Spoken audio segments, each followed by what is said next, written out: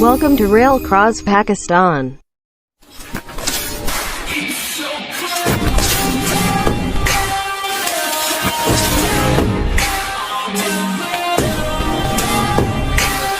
करता हूँ आप सब खैरियत से होंगे।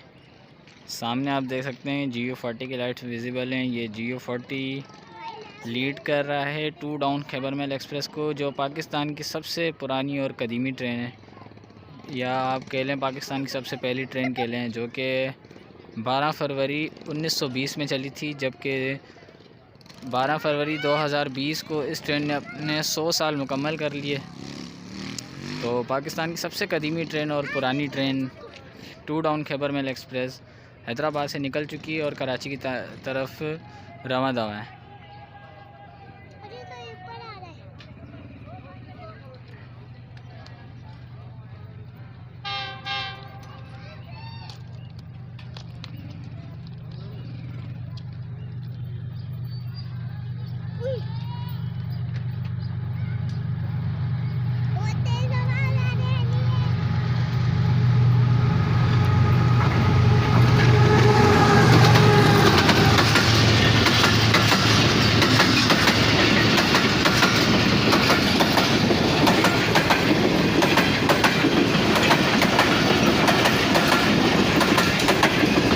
खैबर मेल की पहचान ये कि उसमें एक लाल डब्बा लगता है, वो आपको मैं दिखाता हूँ।